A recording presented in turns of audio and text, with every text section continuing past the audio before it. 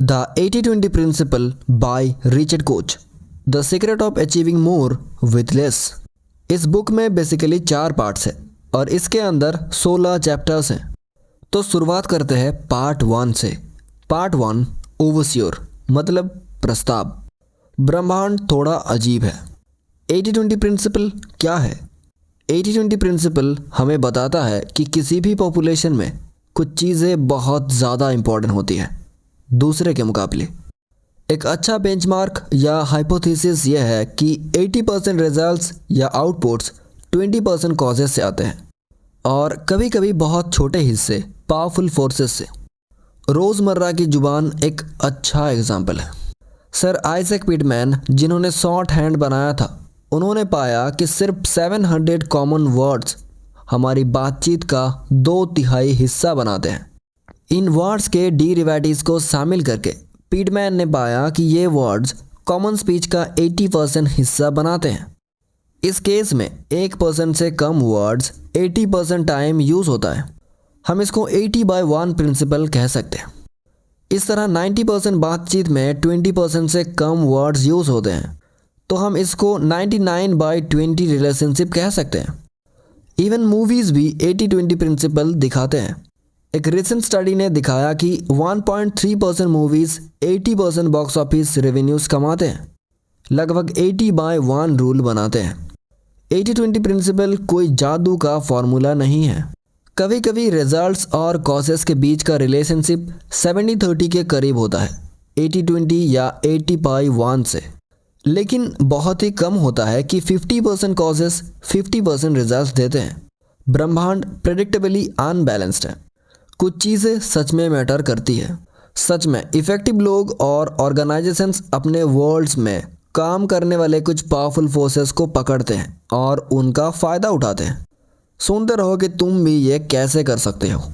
Part 1 के अंदर कुल 2 चैप्टर्स हैं। Chapter 1 welcome to the 80-20 principle. 80-20 principle हर इंटेलिजेंट इंसान, हर ऑर्गेनाइजेशंस और हर सोसाइटी के लिए यूज़ करना चाहिए अपनी डेली लाइफ में। ये प्रिंसिपल लोगों और ग्रुप्स को हेल्प कर सकता है ज़्यादा अचीव करने में कम एफर्ट से।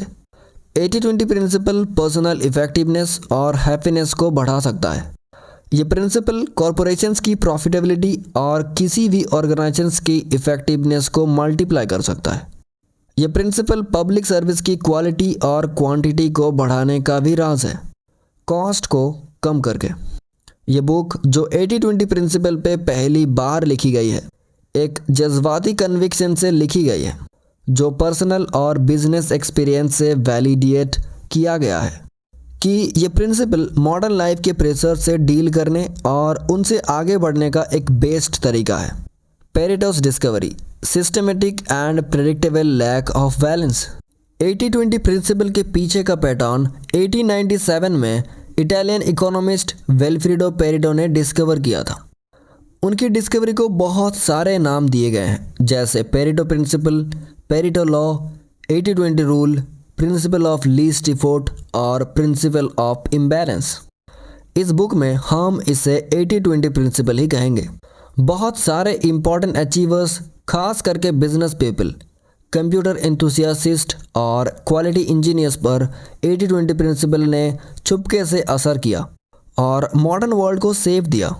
लेकिन ये एक बड़ी सीक्रेट रही है हमारे टाइम की, और जो लोग 80-20 प्रिंसिपल को जानते और यूज़ करते हैं वो भी इस पावर का सिर्फ एक छोटा सा हिस्सा ही यूज़ करते हैं। तो अब सवाल यह है कि विल्फ्रेडो पेरेटो ने क्या डिस्कवर किया था? उन्हें patterns of wealth and income में इंटरेस्ट था। 19th सेंचुरी इंग्लैंड में उन्होंने देखा कि ज़्यादा इनकम और वेल्थ सिर्फ माइनॉरिटी लोगों के पास है। शायद इसमें कुछ भी सरप्राइजिंग ना हो, लेकिन उन्होंने 2 और बातें भी डिस्कवर की जो उन्हें बहुत इम्पॉर्टेंट लगी। एक तो ये कि लोगों का प्रोपोर्शन टोटल रेलेवेंट पॉपुलेशन का परसेंटेज और उनके पास इनकम या वेल्थ का अमाउंट के बीच एक कंसिस्टेंट मैथमेटिकल रिलेशनशिप था। सिंप्लीफाई करने के लिए अगर 20% लोगों के पास 80% वेल्थ था, तो आप कॉन्फिडेंटली प्रेडिक्ट कर सकते हैं कि 10% लोगों के पास कहीं 60% वेल्थ होगा और 5% लोगों के पास 50%। इम्पॉर्टेंट बात यह नहीं है कि परसेंटेज कितने हैं, बल्कि यह है कि वेल्थ का डिस्ट्रीब्यूशन पॉपुलेशन में प्रेडिक्टेबली अनबैलेंस था। पेरेटो की दूसरी फाइंडिंग्स जो उन्हें बहुत एक्साइट किया वो ये थी कि ये पैटर्न ऑफ इम्बैलेंस कंसिस्टेंट था जब भी वो डाटा देखते थे, डिफरेंट टाइम पीरियड्स या डिफरेंट सेंचुरीज के। चाहे वो इंग्लैंड देखते हो पहले टाइम में या जो भी डेटा अवेलेबल था उनके टाइम में या पहले के टाइम में दूसरे सेंचुरीज का, उन्होंने देखा कि सेम पैटर्न बार बार रिपीट हो रहा है मैथमेटिकल प्रिसीशन के साथ।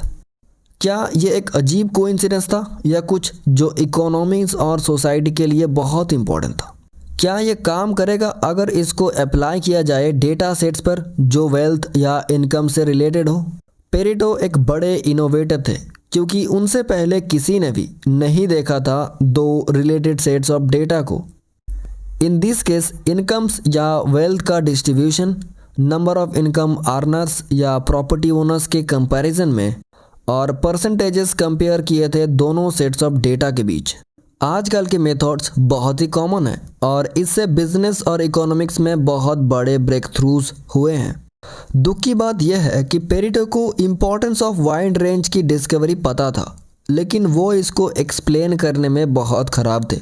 उन्होंने अपना फोकस शिफ्ट कर दिया एक series of fascinating but rambling psychological theories पर जो इलीट के रोल पर बेस्ड थे, जो उनकी लाइफ के एंड में मुसोलिनी के फैसिस्ट ने हाईजैक कर लिए। 80-20 प्रिंसिपल की सिग्निफिकेंट एक जनरेशन के लिए डोरमैट नहीं है, जबकि कुछ इकोनॉमिस्ट खासकर यूएस में उनकी इम्पोर्टेंस को समझे थे। लेकिन सेकेंड वर्ल्ड वॉर के बाद ही दोनों parallel but completely different pioneers ने 80-20 प्रिंसिपल के साथ वेव्स क्रिएट करना शुरू किए। 1949 Zipf's principle of least effort. In 1949 Harvard के professor of philology George K Zipf ने principle of least effort discover किया। ये एक्चुअली पेरेटो प्रिंसिपल का रीडिस्कवरी और एलाबोरेशन था। जिप्स प्रिंसिपल कहता था कि रिसोर्सेस ऐसे अरेंज होते हैं कि काम कम हो, मतलब कि लगभग 20 से 30% किसी भी रिसोर्सेस से 70 से लेकर 80% एक्टिविटी होती है। प्रोफेसर जीप ने पॉपुलेशन स्टैटिस्टिक्स, बुक्स, फिलोलॉजी और इंडस्ट्रियल बिहेवियर से ये दिखाया कि ये अनबैलेंस पैटर्न कंसिस्टेंट है। जैसे उन्होंने 1931 में फिलाडेल्फिया में दिए गए मैरिज लाइसेंस का एनालिसिस किया एक 20 ब्लॉक एरिया में और दिखाया कि 70% मैरिजेस उन लोगों के बीच हुई हैं जो 30% डिस्टेंस के अंदर रहते थे। जीप ने एक और लॉ देकर मेसी डेज को जस्टिफाई किया। फ्रीक्वेंसी ऑफ यूज़ से जो चीज़ें फ्रीक्वेंटली यूज़ होती है वो हमारे पास आ जाती है।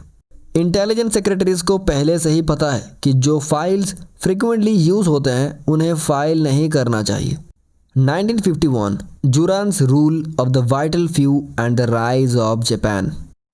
80-20 प्रिंसिपल का दूसरा पायनियर था ग्रेट क्वालिटी गुरु रोमानिया से आए यूएस इंजीनियर जोसेफ मोसेस जुरान, जिन्होंने 1950 से 90 के क्वालिटी रिवोल्यूशन को शुरू किया। उन्होंने जो भी पेरेटो प्रिंसिपल या rule of the vital few कहा वो हाई प्रोडक्ट क्वालिटी के लिए बहुत इंपॉर्टेंट था। 1924 में जुरान ने वेस्टर्न इलेक्ट्रिक ज्वाइन किया, जो बेल टेलीफोन सिस्टम का मैन्युफैक्चरिंग डिवीजन था, और कॉरपोरेट इंडस्ट्रियल इंजीनियर बनकर शुरू किया और बाद में वर्ल्ड के पहले क्वालिटी कंसल्टेंट्स में से एक बने। उनका ग्रेट आइडिया था कि 80-20 प्रिंसिपल को और भी स्टैटिस्टिकल मेथड्स के साथ यूज़ करें, क्वालिटी फॉल्ट्स को निकाले और इंडस्ट्रियल और कंज्यूमर गुड्स की रिलायबिलिटी और वैल्यूज़ बढ़ाए।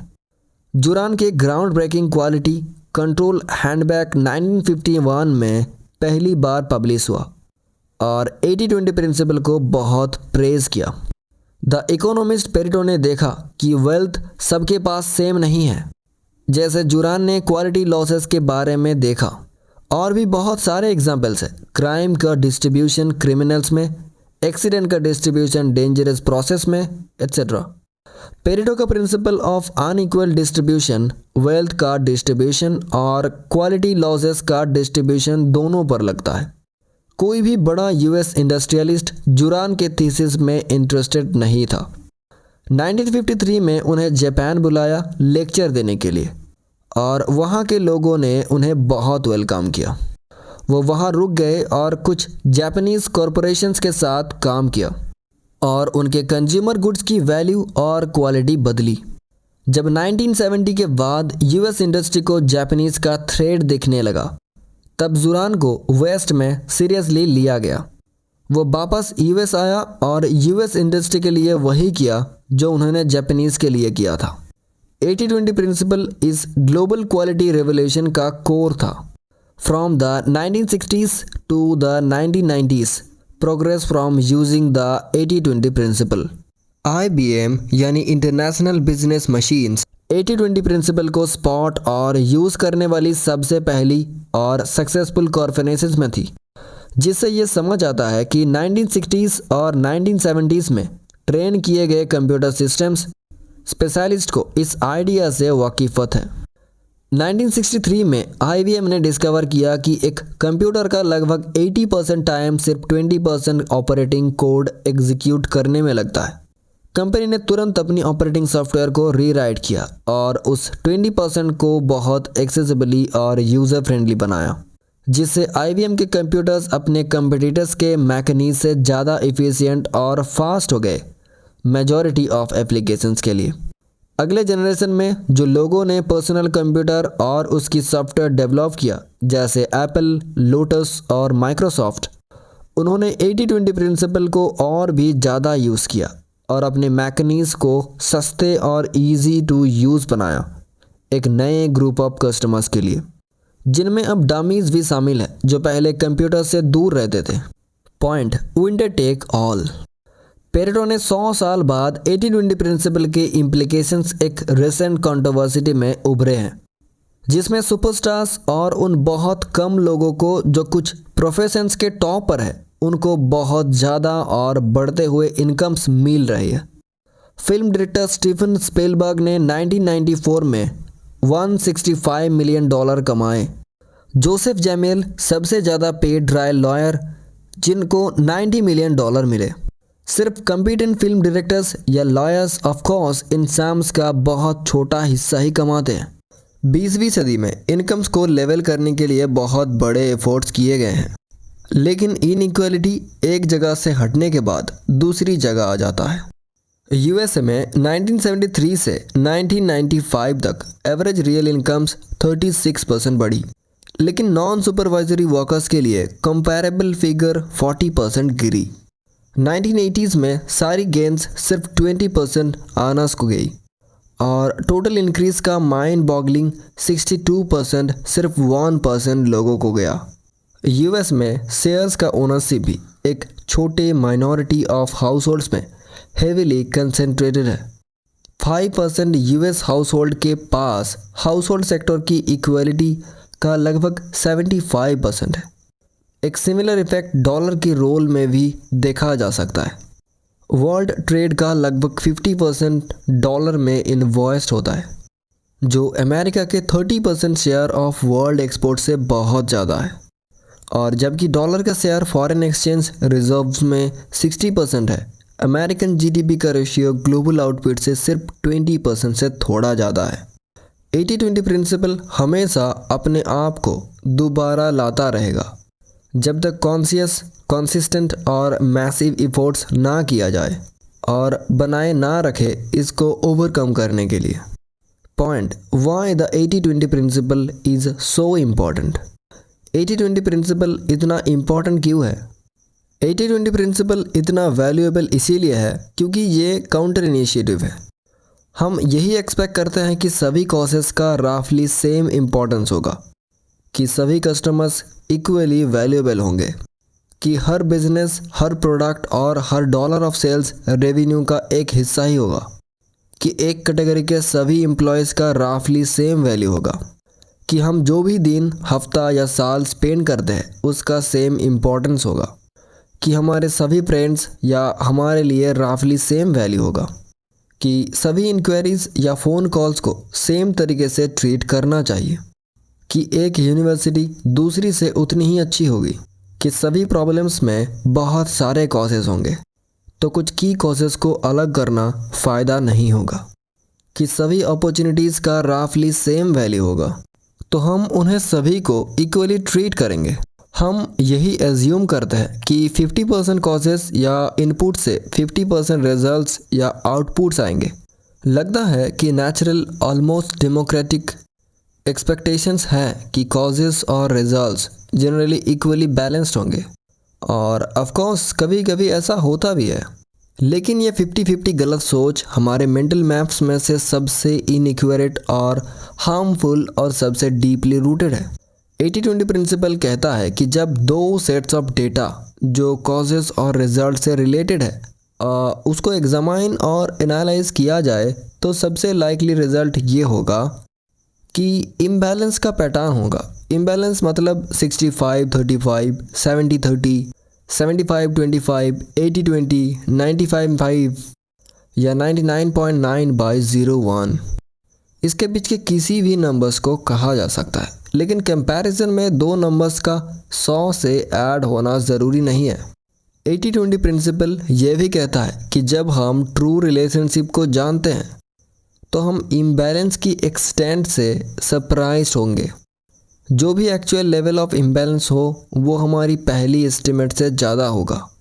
एग्जीक्यूटिव्स शायद सोचते होंगे कि कुछ कस्टमर्स को कुछ प्रोडक्ट्स दूसरों से ज़्यादा प्रॉफिटेबल होंगे, लेकिन जब डिफरेंस का एक्सटेंट प्रूफ हो जाए तो वो सरप्राइज्ड और कभी कभी शॉक्ड भी होंगे।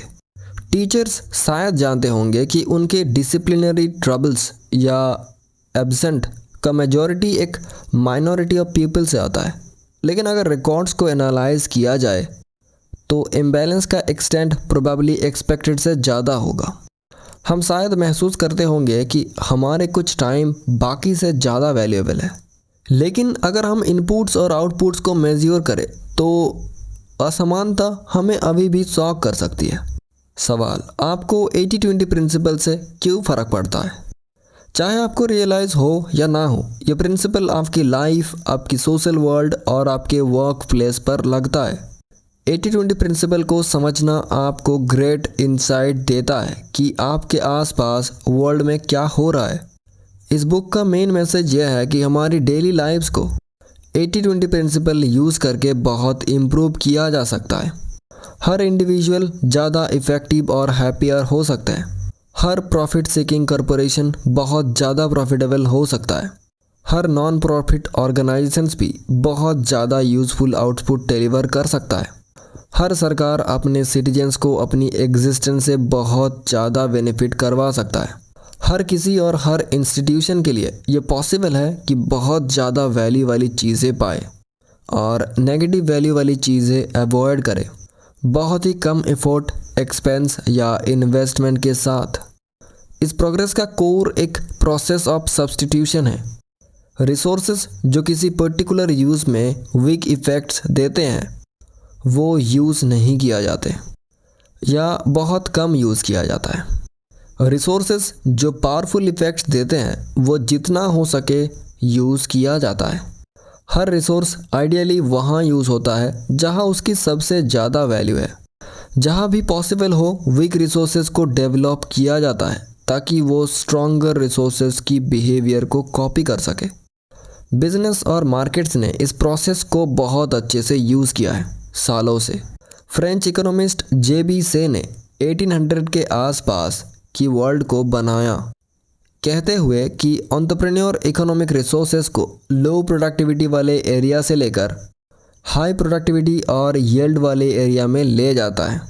लेकिन 80-20 प्रिंसिपल का एक फैसिनेटिंग इम्प्लीकेशन ये है कि बिजनेस और मार्केट्स अभी भी ऑप्टिमल सॉल्यूशन प्रोसीजर करने से बहुत दूर है। जैसे 80-20 प्रिंसिपल कहता है कि 20% प्रोडक्ट्स या कस्टमर्स या एम्प्लॉयज़ एक्चुअली 80% प्रॉफिट्स के लिए रिस्पॉन्सिबल है। अगर ये सही है और डिटेल इन्वेस्टिगेशंस अक्सर कंफर्म करते हैं कि कुछ ऐसा भी बहुत अनबैलेंस पैटर्न होता है, तो इसका मतलब यह है कि सिचुएशन बहुत इनएफिशिएंट या ऑप्टिमल नहीं है, कि बहुत ज़्यादा वेस्ट है, कि कंपनी की सबसे पावरफुल रिसोर्सेज को एक majority of much less effective sources रोक रही है, कि प्रॉफिट को मल्टीप्लाई किया जा सकता है अगर ज़्यादा बेस्ट प्रोडक्ट्स बेचा जाए तो। एम्प्लॉयज़ हायर किया जाए या कस्टमर्स अट्रैक्ट किया जाए या उन्हें कन्विंस किया जाए कि वो कंपनी से ज़्यादा खरीदें। इस तरह के सिचुएशंस में कोई भी पूछ सकता है, ऐसे 80% प्रोडक्ट्स बनाने का क्या फ़ायदा जो सिर्फ 20% प्रॉफिट्स जनरेट करते हैं।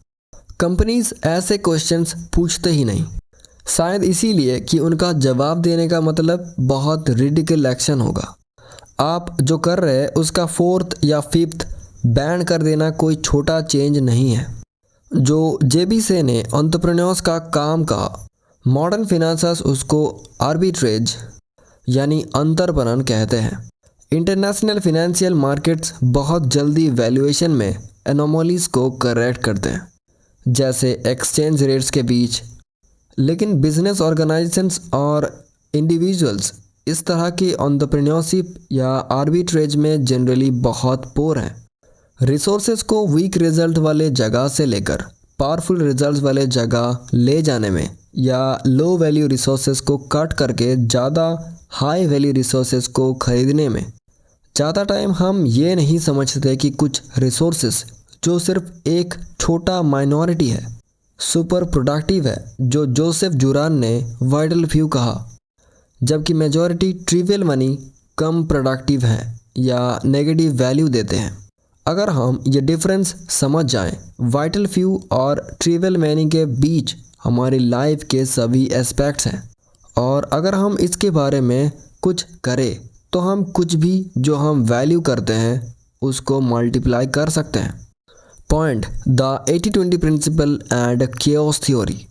प्रोबेबिलिटी थ्योरी हमें बताता है कि 80-20 प्रिंसिपल के सारे एप्लीकेशंस रेंडमली चांस की बात से होने का वर्चुअली इम्पॉसिबल है।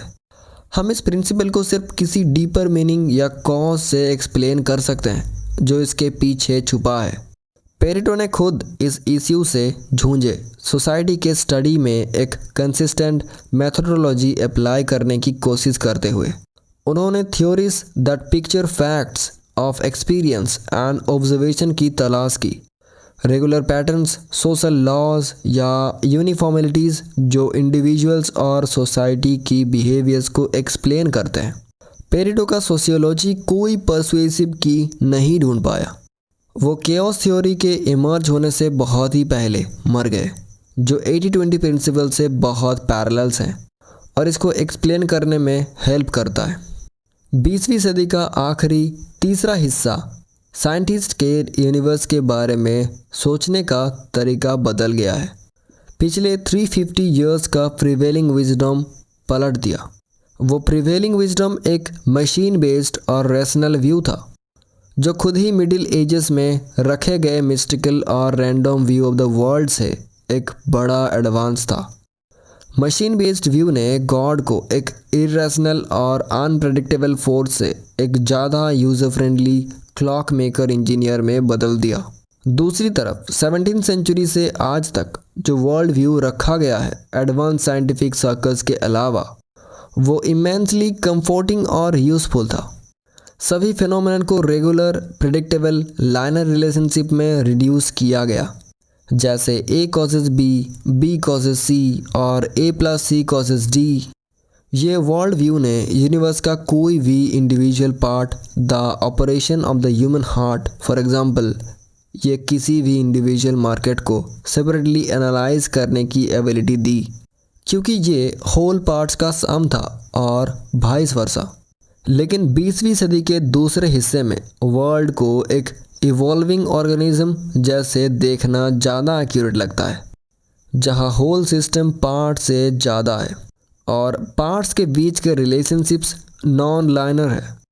कॉजेस को पकड़ना मुश्किल है, कॉजेस के बीच कॉम्प्लेक्स इंटर डिपेंडेंसीज हैं और कॉजेस और इफ़ेक्ट्स ब्लर्ड है। लाइनर थिंकिंग का प्रॉब्लम यह है कि वो हमेशा काम नहीं करती। ये रियलिटी का ओवर सिंप्लीफिकेशन है। इक्विलिब्रियम इल्यूजरी या फ्लीटिंग है। पॉइंट, यूनिवर्स वॉन्की है। लेकिन केओस थ्योरी अपने नाम के बावजूद ये नहीं कहता कि सब कुछ होपलेस और इनकम्प्रिहेंसिबल मेस है, बल्कि डिसऑर्डर के पीछे एक सेल्फ ऑर्गेनाइजिंग लॉजिक है। एक प्रेडिक्टेबल नॉन लाइनरिटी जो इकोनॉमिस्ट पॉल क्रूगमैन ने स्पूकी, एरी और टेरिफाइंगली एग्जैक्ट कहा है। ये लॉजिक डिस्क्राइब करने से ज़्यादा डिटेक्ट करने में आसान है और ये एक पीस ऑफ म्यूज़िक में थीम का रिकरेंस से बिल्कुल अलग नहीं है। कुछ कैरेक्टरिस्टिक्स पैटर्न्स रिक्योर होते हैं लेकिन इनफाइनाइट और अनप्रेडिक्टेबल वैरायटी के साथ। Point, chaos theory and the 80-20 principle illuminate each other। chaos theory और रिलेटेड साइंटिफिक कॉन्सेप्ट्स का 80-20 प्रिंसिपल से क्या लेना देना है? लगता है कि किसी ने भी इस लिंक को नहीं बनाया, लेकिन मैं सोचता हूँ कि इसका जवाब है बहुत ज़्यादा। पहला, इम्बैलेंस का प्रिंसिपल। chaos थ्योरी और 80-20 प्रिंसिपल के बीच का कॉमन थ्रेड है बैलेंस, या ज़्यादा सही से कहा जाए तो इम्बैलेंस। दोनों ही chaos थ्योरी और 80-20 प्रिंसिपल ये कहता है कि यूनिवर्स अनबैलेंस्ड है। दोनों ही ये कहते हैं कि वर्ल्ड लाइनर नहीं है, कॉज और इफ़ेक्ट कभी कभी इक्वल तरीके से लिंक्ड नहीं होते। दोनों ही सेल्फ ऑर्गेनाइजेशन पर बहुत जोर देते हैं। कुछ फोर्सेस हमेशा दूसरों से ज़्यादा फोर्सफुल होते हैं और वो ज़्यादा से ज़्यादा रिसोर्सेज ग्रैब करने की कोशिश करते हैं। chaos थ्योरी ये एक्सप्लेन करने में हेल्प करता है कि ये इम्बैलेंस क्यों और कैसे होता है, टाइम के साथ साथ कई डेवलपमेंट्स को ट्रेस करके। दूसरा पॉइंट है, यूनिवर्स एक स्ट्रेट लाइन नहीं है। 80-20 प्रिंसिपल chaos थ्योरी की तरह नॉन लाइनरी के आइडिया के आसपास बेस्ड है। जो कुछ भी होता है वो ज़्यादा इम्पोर्टेंट नहीं होता और उसे डिसरिगार्ड्स किया जा सकता है। लेकिन हमेशा कुछ फोर्सेस ऐसे होते हैं जो अपने नंबर से बहुत ज़्यादा इन्फ्लुएंस रखते हैं। ये वो फोर्सेस हैं जो हमें आइडेंटिफाई और वॉच करनी चाहिए। अगर ये फोर्सेस गुड है तो हमें उन्हें मल्टीप्लाई करना चाहिए, और अगर ये फोर्सेस हमें पसंद नहीं है तो हमें बहुत केयरफुली सोचना चाहिए कि उन्हें कैसे न्यूट्रलाइज करें। 80-20 प्रिंसिपल किसी भी सिस्टम में नॉन लाइनरिटी का बहुत पावरफुल एम्पिरिकल टेस्ट देता है। हम पूछ सकते हैं, क्या 20% कॉजेस से 80% रिजल्ट्स आते हैं? क्या किसी भी फिनोमेना का 80% सिर्फ 20% रिलेटेड फिनोमेना से एसोसिएटेड है? ये एक यूज़फुल मेथड है नॉन लाइनरिटी को फ्लश आउट करने का, लेकिन ये इसीलिए ज़्यादा यूज़फुल है क्योंकि ये हमें अनयूजुअली पावरफुल फोर्सेस को आइडेंटिफाई करने में डायरेक्ट करता है। तीसरा पॉइंट, फीडबैक लूप्स बनाने को डिस्टॉर्ट और डिस्टर्ब करते हैं। 80-20 प्रिंसिपल chaos थ्योरी के फीडबैक लूप्स के साथ भी कंसिस्टेंट है और उन्हीं से रेफर करके एक्सप्लेन किया जा सकता है। जहाँ स्मॉल इनिशियल इन्फ्लुएंसेस बहुत ज़्यादा मल्टीप्लाई हो जाते हैं और हाईली अनएक्सपेक्टेड रिजल्ट्स प्रोड्यूस करते हैं, जो फिर भी रेट्रोस्पेक्ट में एक्सप्लेन किया जा सकता है। फीडबैक लूप्स के बिना फिनोमेनन का नेचुरल डिस्ट्रीब्यूशन 50/50 होता है। सिर्फ पॉजिटिव और नेगेटिव फीडबैक लूप्स की वजह से कॉजेस इक्वल रिजल्ट्स नहीं देते, लेकिन ये भी लगता है कि पावरफुल पॉजिटिव फीडबैक लूप्स सिर्फ इनपुट्स का एक छोटा माइनॉरिटी इफेक्ट करता है। ये एक्सप्लेन करने में हेल्प करता है कि वो छोटे माइनॉरिटी ऑफ इनपुट्स इतना ज़्यादा इन्फ्लुएंस कैसे एक्सर्ट करते हैं। हम पॉजिटिव फीडबैक लूप्स को कई एरियाज़ में ऑपरेट करते हुए देख सकते हैं, जो एक्सप्लेन करते हैं कि हम टिपिकली कैसे 80-20 प्रिंसिपल की बजाय 50-50 रिलेशनशिप के साथ एंड अप होते हैं पॉपुलेशंस में। जैसे रीच गेट रिचर, सिर्फ ये मेनली सुपीरियर एबिलिटीज़ की वजह से नहीं, लेकिन क्योंकि रिचेस को जन्म देता है। एक similar phenomenon gold fish in A pond में भी होता है। अगर आप gold fish almost exactly same size से स्टार्ट करते हैं, क्योंकि सिर्फ स्लाइड इनिशियल एडवांटेजेस के साथ स्ट्रॉन्गर प्रोपल्शन और लार्जर माउथ्स होने की वजह से वो डिस्प्रोपोर्शनेट अमाउंट ऑफ फूड को कैप्चर और गबल अप कर लेते हैं। चौथा point, the tipping point. Feedback loops के आइडिया से रिलेटेड है टिपिंग पॉइंट का कॉन्सेप्ट। एक सर्टेन पॉइंट तक एक नया फोर्स, चाहे वो एक नया प्रोडक्ट हो या एक डिजीज़, एक नया रॉक ग्रुप या एक नया सोशल हैबिट जैसे जॉगिंग या रोलर ब्लेडिंग, आगे बढ़ने में मुश्किल होता है। बहुत ज़्यादा एफर्ट से थोड़ा सा रिजल्ट मिलता है। इस पॉइंट पर बहुत सारे पायोनियर्स गिव अप कर देते हैं। लेकिन अगर नया फोर्स परसिस्ट करता है और एक सर्टेन इनविजिबल लाइन को क्रॉस कर लेता है तो थोड़ा सा एडिशनल एफर्ट से ह्यूज रिटर्न्स मिल सकते हैं। और ये इनविजिबल लाइन है टिपिंग पॉइंट। ये कॉन्सेप्ट एपिडेमिक थ्योरी के प्रिंसिपल से आते हैं। टिपिंग पॉइंट है द पॉइंट जहां एक ऑर्डिनरी और stable phenomenon a low level flu outbreak public health crisis में बदल सकता है। क्योंकि कितने लोग इन्फेक्टेड हैं और वो कितने लोगों को इन्फेक्ट कर सकते हैं, और क्योंकि एपिडेमिक्स के बिहेवियर नॉन लाइनर है और वो हमारे एक्सपेक्ट करने के तरीके से बिहेव नहीं करते। स्मॉल चेंजेस जैसे कि न्यू इन्फेक्शंस की 30,000 से 40,000 तक ले आना ह्यूज इफेक्ट्स कर सकता है। यह सब डिपेंड करता है कि कब और कैसे चेंजेस किया गया है। पांचवा and the last point, fast come best solved. Chaos theory sensitive dependence on initial conditions का एडवोकेट है। जो पहले होता है चाहे वो कुछ ट्रिवियल ही क्यों ना हो, उसका डिसप्रोपोर्शनेट इफेक्ट हो सकता है। ये 80-20 प्रिंसिपल के साथ रेजोनेट करता है और इसको एक्सप्लेन करने में हेल्प करता है। लेटर कहता है कि कॉजेस का माइनॉरिटी इफेक्ट्स का मेजॉरिटी एक्सॉर्ट करता है। 80-20 प्रिंसिपल का एक लिमिटेशन आइसोलेशन में लिया गया ये है कि वो हमेशा स्नैपशॉट देता है जो अभी ट्रू है, या ज़्यादा प्रिसाइजली जब स्नैपशॉट लिया गया था तब का वेरी रिसेंट पास्ट। यहाँ केओस थ्योरी का sensitive dependence on initial conditions का डॉक्ट्रिन हेल्पफुल है। एक स्मॉल लीड अर्ली ऑन बाद में एक लार्जर लीड या डोमिनेंट पोजीशन में बदल सकता है जब तक इक्विलिब्रियम डिस्टर्ब ना हो, और फिर एक और small force disproportionate influence exert करे। एक फर्म जो मार्केट के अर्ली स्टेजेस में एक प्रोडक्ट प्रोवाइड करता है जो अपने राइवल से 10% बेटर है और वो बाद में 100 या 200% ग्रेटर मार्केट शेयर के साथ एंड अप हो सकता है, चाहे राइवल्स बाद में बेटर प्रोडक्ट प्रोवाइड करे। मोटरिंग के अर्ली डेज में अगर 51% ड्राइवर्स या सेंचुरीज डेकेड करे कि वो राइट साइड पे ड्राइव करे लेफ़्ट साइड की बजाय, तो ये नियरली 100% रोड यूजर्स के लिए नॉर्म बन जाएगा। सर्कुलर क्लॉक्स यूज़ करने के अर्ली डेज में अगर 51% क्लॉक्स जो हम अब क्लॉकवाइज कहते हैं उस तरफ चले काउंटर क्लॉकवाइज की बजाय, चाहे क्लॉक्स उतना ही लॉजिकली लेफ्ट तरफ मूव कर सकते थे। एक्चुअली फ्लोरेंस कैथीड्रल के ऊपर का क्लॉक काउंटर वाइज चलता है और 24 आवर्स दिखाता है। 1442 के बाद जल्दी ही जब कैथीड्रल बन गया था, अथॉरिटीज़ और क्लॉक मेकर्स ने 12 आवर क्लॉकवाइज क्लॉक पर स्टैंडर्डाइज किया। लेकिन अगर 51% क्लॉक्स कभी फ्लोरेंस कैथीड्रल के क्लॉक जैसे होते तो हम अब 24 आवर क्लॉक बैकवर्ड्स पढ़ रहे होते। ये observation sensitive dependence on initial conditions के रिगार्डिंग 80-20 प्रिंसिपल को एग्जैक्टली इलास्ट्रेट नहीं करते। दिए गए एग्जाम्पल्स में टाइम के साथ चेंज इन्वॉल्व है, जबकि 80-20 प्रिंसिपल में किसी भी टाइम पर कॉजेस का स्टैटिक ब्रेकडाउन इन्वॉल्व है। लेकिन इन दोनों के बीच का एक इम्पॉर्टेंट लिंक है।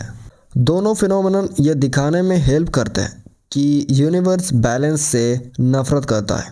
पहले केस में हम नेचुरल फ्लाइट देखते हैं। 50-50 स्प्लिट से कंपीटिंग फिनोमेनन के एक 51/49 स्प्लिट इनहेरेंटली अनस्टेबल है और 95/5, 99/1 या फिर 100/0 स्प्लिट की तरफ ग्रेविएट करता है। इक्वलिटी डोमिनेंस में एंड होती है। ये एक मैसेज है केओस थ्योरी का। 80-20 प्रिंसिपल का मैसेज डिफरेंट है लेकिन कम्प्लीमेंटरी। ये हमें बताता है कि किसी भी पॉइंट पर किसी भी फिनोमेनन का मेजॉरिटी माइनॉरिटी ऑफ एक्टर्स के द्वारा एक्सप्लेन या कॉज किया जाएगा जो फिनोमेनन में पार्टिसिपेट करते हैं। 80% रिजल्ट 20% कॉजेस से आते हैं। कुछ चीज़ें इम्पॉर्टेंट हैं, ज़्यादातर नहीं। Point the 80-20 principle sorts good movies from bad. 80-20 principle का काम में एक सबसे ड्रामेटिक एग्जाम्पल मूवीज़ के साथ है। दो इकोनॉमिस्ट ने 300 मूवीज़ का स्टडी किया है जो 18 मंथ पीरियड में रिलीज़ हुई थी। उन्होंने पाया कि 4 मूवीज़ सिर्फ 1.3% टोटल का 80% बॉक्स ऑफिस रेवेन्यूज़ कमाएं। बाकी 296 मूवीज़ या 98.7% सिर्फ 20% ग्रॉस कमाएं। तो मूवीज़ जो अनरेस्ट्रिक्टेड मार्केट्स का काम में एक अच्छा एग्जाम्पल है, जो इम्बैलेंस का प्रिंसिपल का एक बहुत क्लियर डेमोन्स्ट्रेशन है। और भी इंटीग्रुइंग है कि क्यों। पता चला है कि मूवीज़ गोर्स गैस पार्टिसिपेट की तरह रैंडम मोशन में बिहेव करते हैं। केओस थ्योरी के द्वारा आइडेंटिफाई किया गया gas particles ping pong balls या मूवीज़ गोर्स के सबसे रैंडम बिहेव करते हैं, लेकिन एक प्रेडिक्टेबली अनबैलेंस्ड रिजल्ट प्रोड्यूस करते हैं। वर्ड ऑफ माउथ रिव्यूज़ और पहले वाले ऑडियंसेस से डिसाइड होता है कि दूसरे सेट का ऑडियंस बड़े होंगे या छोटे, जो अगले सेट को भी डिसाइड करता है और ऐसे ही आगे। मूवीज़ जैसे इंडिपेंडेंस डे या मिशन इम्पॉसिबल पैक्ड हाउसेस को प्ले करते रहते हैं, जबकि दूसरे स्टार स्टडड और एक्सपेंसिव मूवीज़ जैसे वाटर वर्ल्ड या डेलाइट बहुत जल्दी स्मॉलर और स्मॉलर हाउसेस को प्ले करते हैं। यही है 80-20 principle with a vigilance, a guide to this guide book. और यहीं पे ख़त्म होती है चैप्टर 1 और शुरू होता है chapter 2, a guide to this guide book. Chapter 2 में बताया गया है कि आप 80-20 प्रिंसिपल को कैसे अपने काम में लगा सकते हैं और 80-20 एनालिसिस और 80-20 थिंकिंग के बीच का अंतर समझाया गया है, जो दोनों ही 80-20 प्रिंसिपल से निकाले हुए यूज़फुल मेथड्स हैं। 80-20 एनालिसिस एक सिस्टमेटिक क्वांटिटिव मेथड है जो कॉजेस और इफ़ेक्ट्स को कंपेयर करता है। 80-20 थिंकिंग एक ब्रॉडर, लेस प्रिसाइज और मोर इनिशिएटिव प्रोसीजर है जो मेंटल मॉडल्स और हैबिट्स को इंक्लूड करता है, जो हमें यह सोचने में हेल्प करते हैं कि हमारी लाइफ में क्या इम्पोर्टेंट कॉजेस हैं, उन्हें आइडेंटिफाई करना और अपनी पोजीशन में शार्प इम्प्रूवमेंट्स लाना by redeploying our resources accordingly. Part 2 में corporate success needn't be a mastery में 80-20 प्रिंसिपल के मोस्ट पावरफुल बिजनेस यूजेस को समराइज किया गया है। ये यूजेस ट्राई और टेस्ट किए गए हैं और बहुत वैल्यूएबल पाए गए हैं, लेकिन फिर भी most of the business community इनका यूज़ नहीं करते हैं। मेरे समरी में कुछ ओरिजिनल नहीं है, लेकिन जो भी मेजर प्रॉफिट इम्प्रूवमेंट्स चाहता है, चाहे स्मॉल या लार्ज बिजनेसेस हो, उसके लिए ये बहुत यूज़फुल प्राइमर है और बुक में पहली बार आया है। थर्ड पार्ट में work less earn and enjoy मोर में दिखाया गया है कि 80-20 प्रिंसिपल को आप अपने वर्क और पर्सनल लाइफ दोनों में कैसे यूज़ कर सकते हैं। ये एक पायनियरिंग अटैम्प्ट है 80-20 प्रिंसिपल को एक नोवेल कैनवास पर अप्लाई करने का, और ये अटैम्प्ट जिसमें मैं श्योर हूँ कि कुछ इम्परफेक्ट और इनकम्प्लीट चीज़ें होंगी। फॉर एग्जाम्पल, टिपिकल पर्सन की लाइफ में 80% हैप्पीनेस या अचीवमेंट सिर्फ लाइफ का एक स्मॉल प्रोपोर्शन में होता है। जो ग्रेट पर्सनल वैल्यू के पिक्स में है, उन्हें यूजुअली बहुत एक्सपेंड किया जा सकता है। कॉमन व्यू ये है कि हमारे पास टाइम बहुत ही कम है और हम उसका मिसयूज़ करते हैं। और पार्ट 4 में क्रिसेंडो प्रोग्रेस रिगेंड में थीम्स को साथ में लाया गया है और 80-20 प्रिंसिपल को सबसे बड़ा सीक्रेट इंजन ऑफ प्रोग्रेस बताया गया है, जो हम सबके लिए अवेलेबल है। इसमें हिंट दिया गया है कि 80-20 प्रिंसिपल का कैसे पब्लिक गुड और कॉर्पोरेट वेल्थ क्रिएशन और पर्सनल एडवांसमेंट के लिए यूज़ किया जा सकता है। Point why 80-20 principle brings good news. मैं इस इंट्रोडक्शन को एक पर्सनल नोट पर ख़त्म करना चाहता हूँ। मुझे लगता है कि 80-20 प्रिंसिपल बहुत होपफुल है। ज़रूरी प्रिंसिपल हमें ये बताता है कि शायद हमें पता ही ना हो कि हर जगह बहुत ज़्यादा वेस्ट है, नेचर में, बिजनेस में, सोसाइटी में और हमारी ज़िंदगी में। अगर टिपिकल पैटर्न ये है कि 80% रिजल्ट्स 20% इनपुट से आते हैं, तो ये भी टिपिकल है कि 80% जो बड़ा मेजॉरिटी है, इनपुट्स सिर्फ 20% इम्पैक्ट करते हैं। ये पैराडॉक्स है कि ऐसा वेस्ट भी वंडरफुल न्यूज़ हो सकता है अगर हम 80-20 प्रिंसिपल को क्रिएटिवली यूज़ कर सके। सिर्फ लो प्रोडक्टिविटी को आइडेंटिफाई और क्रिटिसाइज करने के लिए नहीं, बल्कि कुछ पॉजिटिव करने के लिए। इम्प्रूवमेंट करने का बहुत स्कोप है नेचर और हमारी अपनी ज़िंदगी को रीअरेंज और रिडायरेक्ट करके। नेचर पर इम्प्रूव करना, स्टेटस क्यू को एक्सेप्ट नहीं करना, ये प्रोग्रेस का रास्ता है। इवोल्यूशनरी, साइंटिफिक, सोशल और पर्सनल। जॉर्ज बर्नार्ड शो ने अच्छे से कहा, the reasonable man adopts himself to the world, the unreasonable one persist in trying to adopt the world to himself, therefore all progress depends on the unreasonable man. 80-20 principle का implication यह है कि output सिर्फ increase नहीं बल्कि multiply भी हो सकता है। अगर हम लो प्रोडक्टिविटी इनपुट्स को हाई प्रोडक्टिविटी इनपुट्स के साथ प्रोडक्टिव बना सके तो बिजनेस एरिना में 80-20 प्रिंसिपल के साथ सक्सेसफुल एक्सपेरिमेंट्स ये सजेस्ट करता है कि क्रिएटिविटी और डिटर्मिनेशन के साथ ये वैल्यू का लीप यूजुअली हो सकता है। और इसको अचीव करने के लिए दो रास्ते हैं। एक है कि रिसोर्सेज को अनप्रोडक्टिव से प्रोडक्टिव यूजेस में रीअलोकेट करना, जो हर एंटरप्रेन्योर्स का राज है।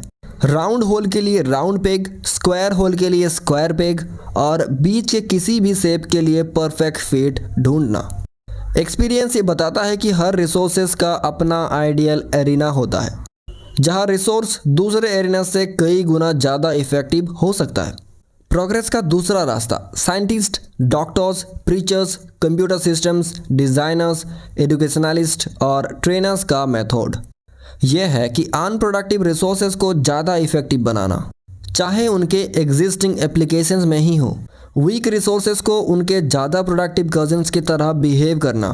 अगर ज़रूरत हो तो इंट्रिकेट रॉट लर्निंग प्रोसीजर से उन हाईली प्रोडक्टिव रिसोर्सेज को जो कुछ भी फैंटास्टिकली वेल काम करता है उसको आइडेंटिफाई, कल्टिवेटिव नेचर और मल्टीप्लाई करना चाहिए। साथ ही वेस्ट, जो मेजॉरिटी ऑफ थिंग्स हमेशा लो वैल्यू में होंगे मैन और बीस्ट के लिए, उसको अबांडन या सीवियरली कट बैक करना चाहिए। जब मैं ये बुक लिख रहा था और 80-20 प्रिंसिपल के हज़ारों एग्जाम्पल्स ऑब्जर्व किए तो मेरा फेथ रीइंफोर्स हुआ। Progress, great leaps of forward और मैनकाइंड की एबिलिटी में इंडिविजुअली और कलेक्टिवली नेचर के जो हाथ मिला है उसको इम्प्रूव करने में। जोसेफ फोर्ड ने कमेंट किया, God plays dice with the universe but they are loaded dice and the main objective is to find out by what rules they were loaded and how we can use them for our own ends. 80-20 principal में हमें precisely ये करने में help कर सकता है। Part 1 यानी ओवरश्योर का second point, how to think 80-20। Chapter 1 में 80-20 प्रिंसिपल के कॉन्सेप्ट को समझाया गया था और इस चैप्टर में हम बात करेंगे कि 80-20 प्रिंसिपल प्रैक्टिस में कैसे काम करता है और आपके लिए क्या कर सकता है। प्रिंसिपल के दो एप्लीकेशंस 80-20 एनालिसिस और 80-20 थिंकिंग एक प्रैक्टिकल फिलॉसफी प्रोवाइड करता है जो आपकी ज़िंदगी को समझने और इम्प्रूव करने में हेल्प करेंगे। पॉइंट 80-20 प्रिंसिपल का डेफिनेशन। 80-20 प्रिंसिपल ये कहता है कि कॉजेस और रिजल्ट्स, इनपुट्स और आउटपुट्स और एफर्ट और रिवार्ड के बीच एक इनबिल्ट इम्बैलेंस होता है। टिपिकली कॉजेस, इनपुट्स या एफर्ट्स दो कैटेगरीज में डिवाइड होते हैं।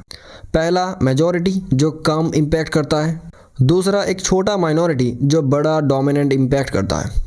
टिपिकली रिजल्ट्स, आउटपुट्स या रिवार्ड्स भी कॉजेस, इनपुट्स या एफर्ट के एक छोटे प्रोपोर्शन से डिराइव्ड होते हैं जो रिजल्ट्स, आउटपुट्स या रिवार्ड्स प्रोड्यूस करने के लिए एम किया गया है। इसीलिए कॉजेस, इनपुट्स या एफर्ट्स के एक तरफ और रिजल्ट्स, आउटपुट्स या रिवार्ड्स के दूसरी तरफ इसका रिलेशनशिप टिपिकली अनबैलेंस्ड होता है। जब ये इम्बैलेंस अरिथमेटिकली मेजर किया जा सकता है तो इम्बैलेंस के लिए एक अच्छा बेंचमार्क 80-20 रिलेशनशिप है। 80% रिजल्ट्स, आउटपुट्स या रिवॉर्ड्स सिर्फ 20% कॉजेस, इनपुट्स या एफर्ट्स से डिराइव होते हैं। फॉर एग्जांपल, दुनिया की एनर्जी का लगभग 80% दुनिया के पॉपुलेशन का सिर्फ 15% कंज्यूम करता है। दुनिया के लोगों का 25% दुनिया के वेल्थ का 80% प्रोसेस करता है। हेल्थ केयर में आपके पॉपुलेशन में या डिसीज एलिमेंट्स के 20% आपके रिसोर्सेज का 80% कंज्यूम करेगा। फिगर्स 2 और 3 में ये 80-20 पैटर्न दिखाया गया है। मान लीजिए कि एक कंपनी के 100 प्रोडक्ट्स हैं और उसने पता लगाया है कि सबसे प्रॉफिटेबल 20 प्रोडक्ट्स सभी प्रॉफिट्स का 80% अकाउंट करता है। फिगर 2 में लेफ्ट वाला बार 100 प्रोडक्ट्स का है। हर प्रोडक्ट एक इक्वल 100 स्पेस ऑक्यूपाई करता है। राइट वाले बार में कंपनी के 100 प्रोडक्ट्स के टोटल प्रॉफिट्स हैं। इमेजिन करो कि सबसे प्रॉफिटेबल प्रोडक्ट से प्रॉफिट को राइट हैंड बार के टॉप से डाउनवर्ड्स फिल किया जाए। मान लो कि सबसे प्रॉफिटेबल प्रोडक्ट टोटल प्रॉफिट्स का 20% बनाता है। इसीलिए फिगर 2 ये दिखाता है कि एक प्रोडक्ट या प्रोडक्ट्स का 1% जो लेफ्ट में एक 100 स्पेस ऑक्यूपाई करता है वो प्रॉफिट का 20% बनाता है। शेडेड एरियाज इस रिलेशनशिप को रिप्रेजेंट करता है।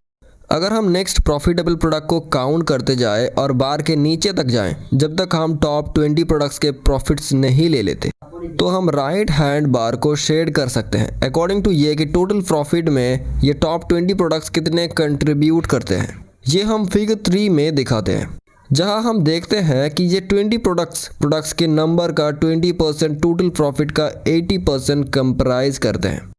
उल्टा वाइड एरियाज में हम इस रिलेशनशिप का फ्लिप साइड देख सकते हैं। प्रोडक्ट्स का 80% सिर्फ टोटल प्रॉफिट का 20% बनाता है। 80-20 नंबर सिर्फ एक बेंचमार्क है और रियल रिलेशनशिप 80-20 से ज़्यादा या कम अनबैलेंस्ड हो सकता है। 80-20 प्रिंसिपल ये असर्ट करता है हाउएवर कि मोस्ट केसेस में रिलेशनशिप 80-20 के करीब होना ज़्यादा लाइकली है 50-50 से। अगर हमारे एग्जाम्पल में सभी प्रोडक्ट सेम प्रॉफिट बनाते तो रिलेशनशिप फिगर 4 में दिखाया गया जैसा होता। ये क्यूरियस लेकिन क्रूशियल पॉइंट है कि जब ऐसे इन्वेस्टिगेशंस किए जाते हैं तो फिगर 3 फिगर 4 से ज़्यादा टिपिकल पैटर्न निकलता है। लगभग हमेशा टोटल प्रोडक्ट्स का एक छोटा प्रोपोर्शन बड़ा प्रोपोर्शन से प्रॉफिट प्रोड्यूस करता है। ऑफ कोर्स एग्जैक्ट रिलेशनशिप 80-20 नहीं हो सकता। 80-20 कन्वीनियंट मेटाफोर भी है और यूजफुल हाइपोथेसिस भी, लेकिन ये अकेला पैटर्न नहीं है। कभी कभी प्रॉफिट्स का 80% प्रोडक्ट्स का 30% से आता है, तो कभी कभी प्रॉफिट्स का 80% प्रोडक्ट्स का 50% या 10% से आता है। नंबर्स कंपेयर्ड 100 ऐड अप करने की ज़रूरत नहीं है, लेकिन पिक्चर यूजुअली अनबैलेंस दिखती है ज़्यादा फिगर 3 जैसी फिगर 4 से। शायद अनफॉर्चुनेट है कि नंबर्स 80 और 20 100 ऐड अप करते हैं। ये रिजल्ट को एलिजेंट दिखाता है, जैसे कि इंडीड 50-50, 70-30, 99/1 या कई और कॉम्बिनेशंस या रिजल्ट भी दिखाता है, और ये ज़रूर मेमोरेबल है। लेकिन ये बहुत लोगों को सोचने पर मजबूर करता है कि हम सिर्फ एक सेट ऑफ डेटा एक 100% से डील कर रहे हैं, हालांकि ये नहीं है। अगर लोगों का 80% राइट हैंडेड है और 20% लेफ्ट हैंडेड है तो ये 80-20 ऑब्जर्वेशन नहीं है। 80-20 प्रिंसिपल को अप्लाई करने के लिए आपके पास 2 सेट्स ऑफ डेटा होनी चाहिए, दोनों 100% ऐड अप करते हुए और एक वेरिएबल क्वांटिटी मेजर करते हुए जो ओन्ड, एग्जिबिटेड या कॉस्ट है लोगों या चीज़ों से जो दूसरे 100% बनाते हैं। Point what the 80-20 principle can do for you. मैंने जो भी लोग जाने हैं जो 80-20 प्रिंसिपल को सीरियसली लेते हैं, उनमें से हर एक यूजफुल और कुछ केसेस में लाइफ चेंजिंग इनसाइट से इमर्ज हुए हैं। आपको प्रिंसिपल के लिए अपने खुद के यूजेस वर्क आउट करने होंगे।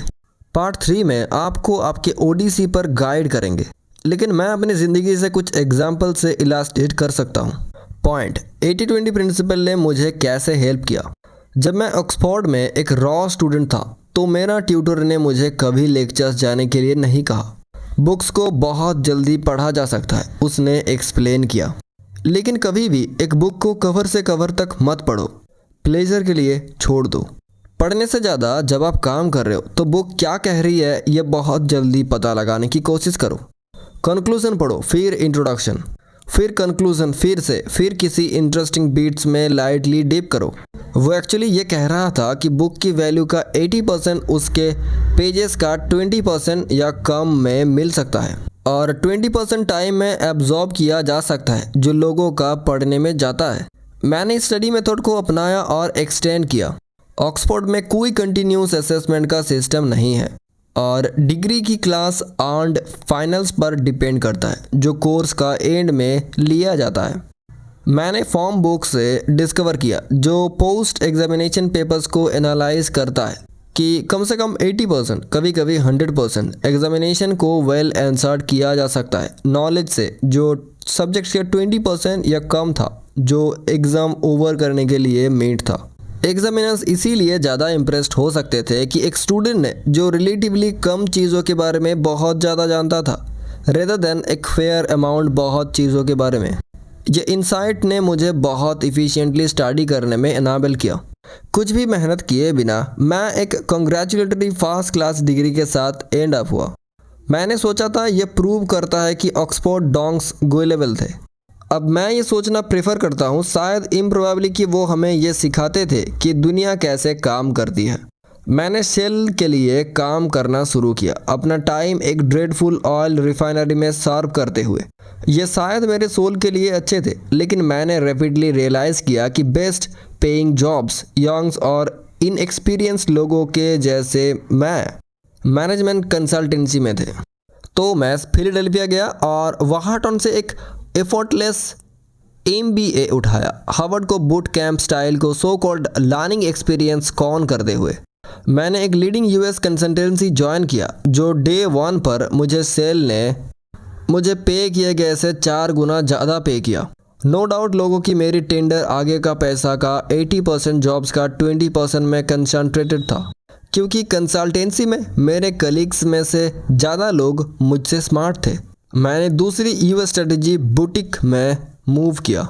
मैंने इसको आइडेंटिफाई किया क्योंकि वो फार्म से ज़्यादा फास्ट ग्रो कर रहा था जिसे मैंने ज्वाइन किया था, लेकिन उसका रियली स्मार्ट लोगों का प्रोपोर्शन बहुत छोटा था। आप किसके लिए काम करते हो ये ज़्यादा इम्पोर्टेंट है रेदर देन आप क्या काम करते हो। ये एक पॉइंट है। यहाँ मैंने 80-20 प्रिंसिपल के कई पैराडॉक्सेस से स्टम्बल किए।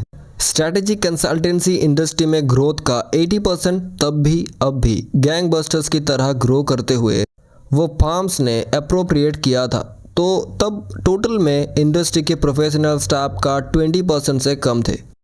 रैपिड प्रमोशंस का 80% भी सिर्फ कुछ फार्म्स में अवेलेबल था। बिलीव मी, टैलेंट का इसमें बहुत कम लेना देना था। जब मैंने पहली स्ट्रेटजी फर्म छोड़ी और दूसरी ज्वाइन की, मैंने दोनों में इंटेलिजेंस का एवरेज लेवल बढ़ाया। फिर भी ये पजलिंग बात थी कि मेरे नए कलीग्स मेरे पुराने से ज़्यादा इफ़ेक्टिव थे। लेकिन क्यों? उन्होंने ज़्यादा मेहनत नहीं की, लेकिन उन्होंने 80-20 प्रिंसिपल को की वेज में फॉलो किया। पहला, उन्होंने रियलाइज़ किया कि मोस्ट फार्म्स में प्रॉफिट का 80% क्लाइंट्स का 20% से आता है। कंसल्टिंग इंडस्ट्री में ये दो चीज़ों का मतलब है लार्ज क्लाइंट्स और long term clients. Large clients large assignments देते हैं, लेकिन मतलब ये है कि आप लो कॉस्ट यंगर कंसल्टेंट्स की हायर प्रोपोर्शंस के यूज़ कर सकते हो। Long term clients relationship trust create करते हैं और क्लाइंट का कॉस्ट बढ़ाते हैं दूसरी कंसल्टिंग फर्म में स्विच करने का। Long term clients price sensitive नहीं होते। मोस्ट कंसल्टिंग फर्म्स में रियल एक्साइटमेंट न्यू क्लाइंट्स जीतने से आता है। मेरे नए फर्म में रियल हीरोज़ वो थे जो सबसे बड़े एग्जिस्टिंग क्लाइंट्स पर सबसे लंबा टाइम काम करते थे, और उन्होंने ये top bosses of those clients corporations को कल्टीवेट करके किए।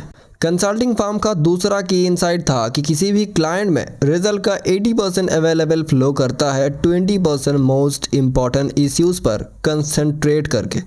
ये ज़रूरी नहीं था कि क्यूरियस कंसल्टेंट के व्यू पॉइंट से सबसे इंटरेस्टिंग हो, लेकिन जबकि हमारे कंपिटिटर्स एक होल रेंज ऑफ इश्यूज़ पर सफिशिएंटली देखते थे और फिर उन्हें क्लाइंट के लिए छोड़ देते थे एक्ट करने के लिए रिकमेंडेशंस पर, हम मोस्ट इम्पॉर्टेंट इश्यूज़ पर प्लगिंग अवे करते रहे जब तक हमने क्लाइंट्स को सक्सेसफुली एक्शन में ब्लजॉइंट नहीं किया।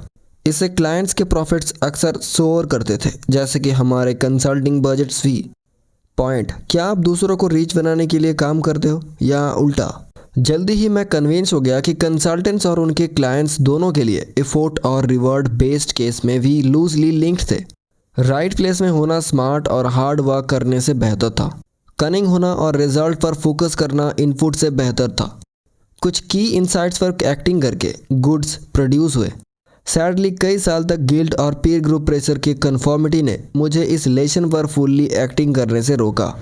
मैं बहुत ज़्यादा मेहनत करता था। इस टाइम तक कंसल्टिंग फर्म में सेवरल 100 प्रोफेशनल स्टाफ और 30 लोग थे, जिनमें से मुझ जैसे जो पार्टनर्स कहलाते थे। लेकिन प्रॉफिट का 80% एक आदमी को जाता था, फाउंडर को, इवन दो न्यूमेरिकली वो पार्टनरशिप का 4% से कम और कंसल्टिंग फोर्स का 1% से फ्रैक्शन था।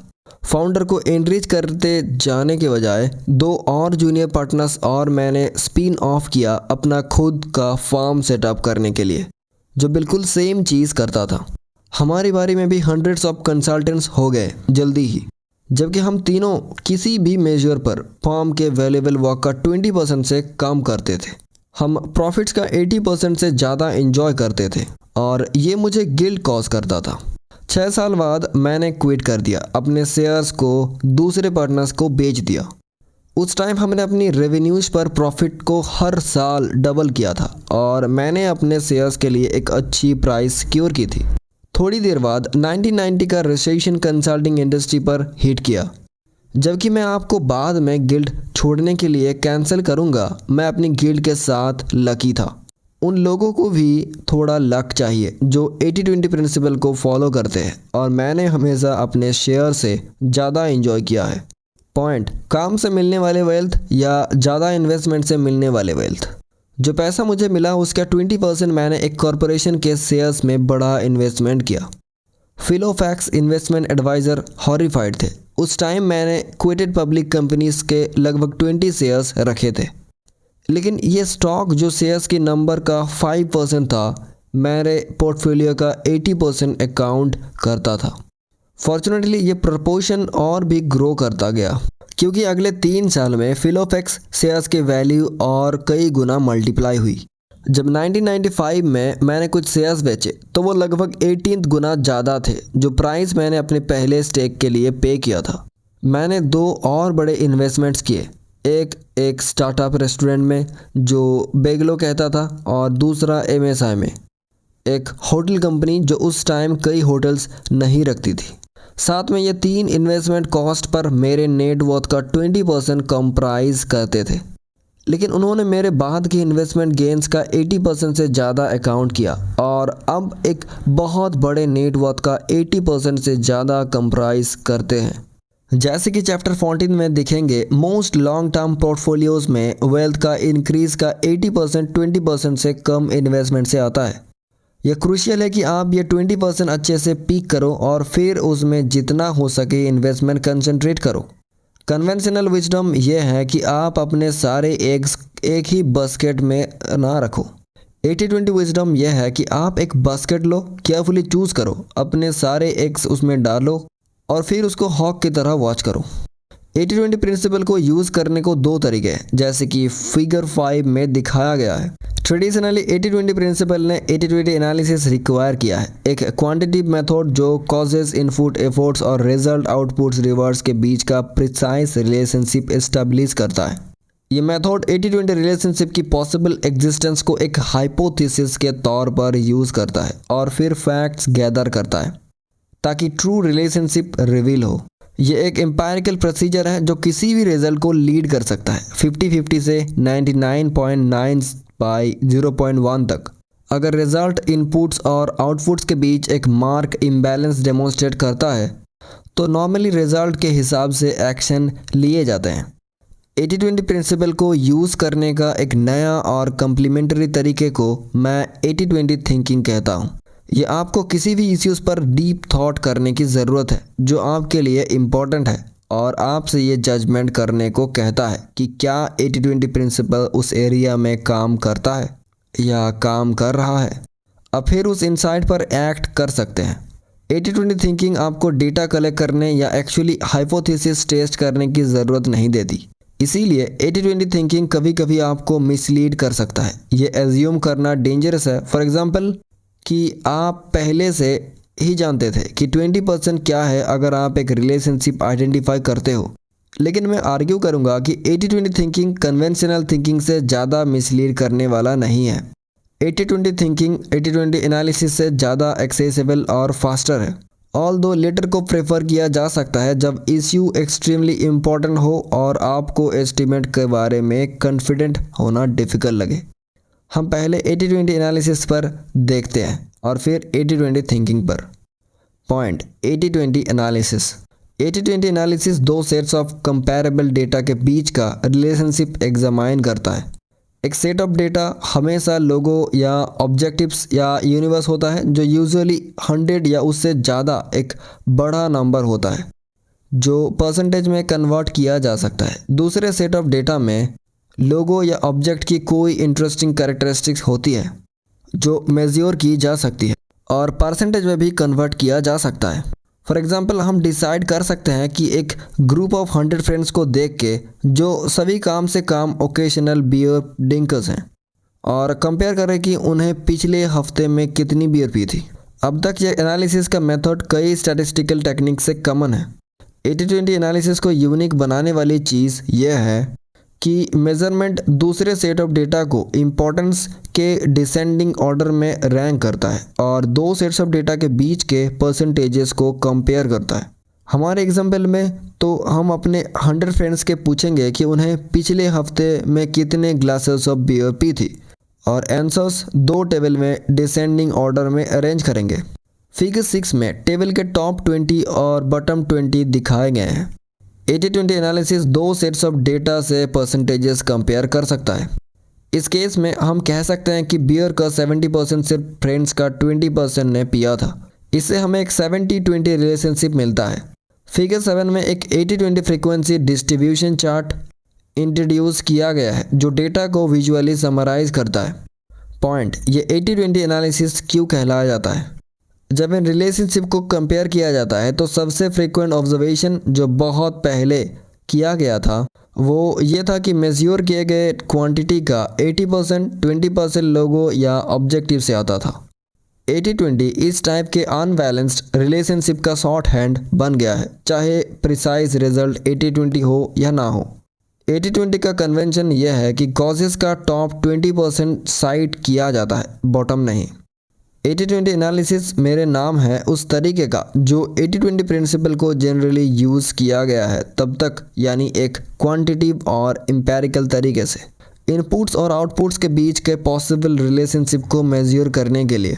हम इक्वली वेल ऑब्जर्व कर सकते हैं अपने बियर ड्रिंकिंग फ्रेंड्स के डेटा से कि लोगों का बटन 20% सिर्फ 30 ग्लासेस कंज्यूम किया था या टोटल का 3%। यह भी परफेक्टली लेजिटिमेट होता इसको एक 3/20 रिलेशनशिप कहना, लेकिन यह रेयरली किया जाता है। एम्फेसिस लगभग हमेशा हेवी यूजर्स या कॉजेस पर होता है। अगर एक ब्रीवरी कोई प्रमोशन करती थी तो बियर ड्रिंकर्स के बारे में जानना चाहती थी कि उन्हें उनके रेंज के बियर्स कैसी लगी, तो उनके लिए सबसे यूज़फुल होता टॉप 20 को जानना। हम ये भी जानना चाहते होंगे कि हमारे फ्रेंड्स का कौन सा परसेंटेज कंबाइन हुआ टोटल बियर कंजम्पशन का 80% अकाउंट करने के लिए। इस केस में टेबल का जो पार्ट डिस्प्ले नहीं हुआ है उसको इंस्पेक्ट करके हमें पता चलेगा कि माइक जी जो 10 ग्लासेस के साथ 28th बिगर ड्रिंकर था, कमल्टेटिव टोटल का 80 ग्लासेस तक ले गया। हम इस रिलेशनशिप को इसीलिए 80-20 के तौर पर एक्सप्रेस कर सकते हैं। टोटल बियर का 80% सिर्फ हमारे फ्रेंड्स का 28% ने पिया था। इस एग्जाम्पल से क्लियर होना चाहिए कि 80-20 एनालिसिस किसी भी सेट ऑफ फाइंडिंग्स में रिजल्ट कर सकता है। क्लियरली इंडिविजुअल फाइंडिंग ज़्यादा इंटरेस्टिंग और पोटेंशियली यूज़फुल होते हैं जहां इम्बैलेंस होता है। अगर फॉर एग्जांपल हमें पता चलता है कि हमारे सभी फ्रेंड्स ने एग्जैक्टली 8 ग्लासेस ईच पी थी, तो ब्रीवरी हमारे ग्रुप का प्रमोशन या रिसर्च के लिए यूज़ करने में ज़्यादा इंटरेस्टेड नहीं होती। इस केस में हमारे पास एक 20-20 रिलेशनशिप होता या एक 80-80 रिलेशनशिप। पॉइंट, बार चार्ट्स 80-20 रिलेशनशिप को बेस्ड दिखाते हैं। 80-20 एनालिसिस को पिक्चरली डिस्प्ले करना बेस्ट है। दो बार्स को देखकर as it particularly appropriate for हमारे एग्जाम्पल के लिए फिगर्स 2-4 बार चार्ट थे। फिगर 8 में पहला बार हमारे 100 बियर ड्रिंकिंग फ्रेंड्स का है। हर एक 1% स्पेस फिल करते हुए सबसे बड़े बियर ड्रिंकर से टॉप पर शुरू होते हुए और सबसे छोटे बियर ड्रिंकर से बॉटम पर ख़त्म होते हुए। दूसरा बार हमारे हर फ्रेंड ने जो टोटल अमाउंट ऑफ बियर पी थी उसका है। किसी भी पॉइंट पर हम देख सकते हैं कि हमारे फ्रेंड्स का किसी भी परसेंटेज ने कितनी बियर अकाउंट की थी। फिगर 8 में यह दिखाता है जो हमने टेबल से डिस्कवर किया था कि बियर ड्रिंकर्स का टॉप 20% बियर ड्रंक का 70% अकाउंट करता था। फिगर 8 में सिंपल वर्स फिगर 7 से डेटा लेते हैं और उन्हें टॉप से बटन की जगह लेफ्ट से राइट डिस्प्ले करते हैं। डिस्प्ले कौन सा प्रेफर करते हो ये मैटर नहीं करता। अगर हम ये इलास्ट्रेट करना चाहे कि हमारे फ्रेंड्स का कौन सा परसेंटेज बियर का 80% पिया था, तो हम बार के चार्ट्स को थोड़ा अलग ड्रॉ करके जैसे फिगर 9 में 80/28 रिलेशनशिप देखने के लिए हमारे फ्रेंड्स का 28% बियर का 80% पिया था। पॉइंट 80-20 एनालिसिस का यूज़ किस लिए किया जाता है? जनरली इससे जो रिलेशनशिप डिस्क्राइब करता है उससे चेंज करने के लिए या उसका बेटर यूज़ करने के लिए एक यूज़ है कि रिलेशनशिप के की कॉजेज़ पर कंसंट्रेट करना। जो इनपुट्स का 20% है जो आउटपुट्स का 80% देता है। अगर बियर ड्रिंकर्स का टॉप 20% बियर कंज्यूम्ड का 70% अकाउंट करता है तो ये ग्रुप है जिस पर बीवरी को कंसंट्रेट करना चाहिए ताकि 20% से बिजनेस का जितना हो सके हाई शेयर अट्रैक्ट कर सके और शायद उनका बियर कंजम्पशन और भी बढ़ा सके। प्रैक्टिकली ब्रेवरी डिसाइड कर सकती है कि 80% बियर ड्रिंकर्स जो इग्नोर कर देते जो सिर्फ बियर का 30% कंज्यूम करते हैं। इससे टास्क बहुत सिंप्लीफाई हो जाता है। सिमिलरली एक फार्म जो पता लगाए कि उसके प्रॉफिट्स का 80% उसके कस्टमर्स का 20% से आता है, उससे ये इन्फॉर्मेशन यूज़ करनी चाहिए कि उस 20% को हैप्पी रखे और उनके साथ बिजनेस बढ़ाए। ये बहुत इजी है और रिवार्डिंग भी। पूरी कस्टमर ग्रुप को इक्वल अटेंशन देने से या अगर फार्म पता चले कि उसके प्रॉफिट्स का 80% उसके प्रोडक्ट्स का 20% से आता है तो उससे अपनी एफर्ट्स को ज़्यादातर हिस्सा उन प्रोडक्ट्स को बचाने में लगाना चाहिए। यह same idea non business application of 80-20 analysis पर भी अप्लाई होता है। अगर आप एनालाइज करें कि आपको अपनी सारी लेज्योर एक्टिविटीज़ से जो एन्जॉयमेंट मिलता है और पता चले कि एन्जॉयमेंट का 80% एक्टिविटीज़ का 20% से मिलता है, तो अभी आपके लेज्योर टाइम का सिर्फ 20% लेते हैं, तो सेंस ये बनता है कि टाइम एलोकेशन को 20 से कम 80% तक बढ़ाए। ट्रांसपोर्ट को एक और एग्जांपल लेकर ट्रैफिक जैम्स को 80% 20% रोड्स पर होता है। अगर आप रोज़ सेम रूट से वॉक पर जाते हो तो आप जानते होंगे कि लगभग 80% डिलेज आमतौर पर 20% इंस्ट्रक्शंस पर होते हैं। एक सेंसिबल रिएक्शन ये होगा कि ट्रैफिक अथॉरिटीज़ ने उन 20% जैम क्रिएटिंग इंटरसेक्शन पर ट्रैफिक फेशिंग पर खास ध्यान दे, जबकि ऐसी फेशिंग का खर्चा 100% जंक्शंस पर 100% टाइम के लिए बहुत ज़्यादा हो सकता है, लेकिन ये की 20% लोकेशंस पर 20% दिन के लिए जैसा अच्छे से खर्चा होगा। 80-20 एनालिसिस का दूसरा मेन यूज़ ये है कि अंडर परफॉर्मिंग इनपुट्स का 80% जो सिर्फ आउटपुट्स का 20% कंट्रीब्यूट करता है उसके बारे में कुछ करना। शायद ओकेजनल बियर ड्रिंकर्स को ज़्यादा पीने के लिए परस्यूड किया जा सके। फॉर एग्जांपल उन्हें एक ब्लेंडर प्रोडक्ट प्रोवाइड करके। शायद आप अंडर परफॉर्मिंग लेज्योर एक्टिविटीज़ से ज़्यादा इन्जॉयमेंट पाने के लिए तरीके निकाल सकते हो। एजुकेशन में इंटरकेटिव टीचिंग सिस्टम अब कॉलेज प्रोफेसर्स का टेक्निक रिप्लिकेट करते हैं, जहां क्वेश्चंस रैंडमली किसी भी स्टडी को एड्रेस किया जाता है ताकि 80-20 रूल को कम्बाट करे। जहां क्लासरूम पार्टिसिपेशन का 80% 20% ट्रेनेज से आता है और यूएस शॉपिंग मॉल्स में पता चला है कि वुमेन सभी परचेसेस के डॉलर वैल्यू का 70% अकाउंट करते हैं।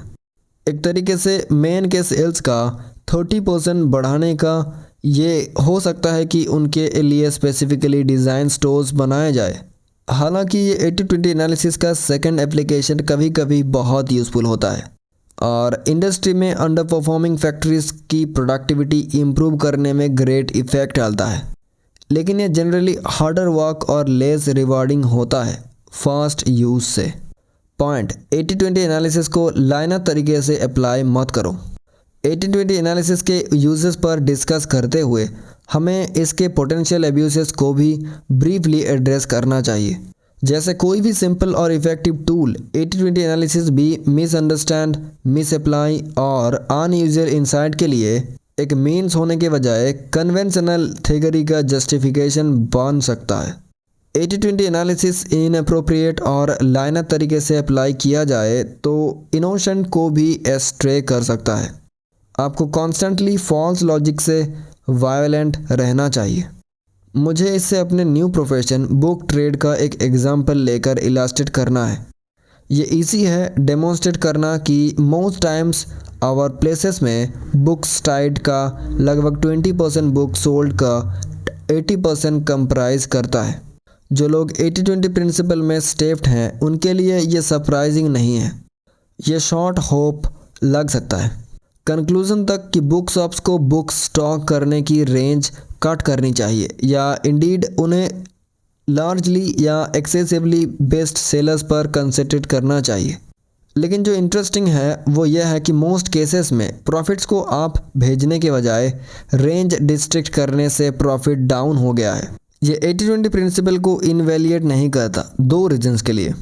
की कंसिडरेशन ये नहीं है कि बुक्स सोल्ड का डिस्ट्रीब्यूशन, लेकिन कस्टमर्स क्या चाहते हैं ये ध्यान रखना पड़ेगा। अगर कस्टमर्स बुक स्टोर विजिट करने का ट्रैवल लेते हैं तो वो reasonable range of books find करना चाहते हैं। बुक स्टोर को कस्टमर्स का 20% पर कंसंट्रेट करना चाहिए, उनके प्रॉफिट्स का 80% अकाउंट करते हैं और पता लगाना चाहिए कि उन 20% कस्टमर्स को क्या चाहिए।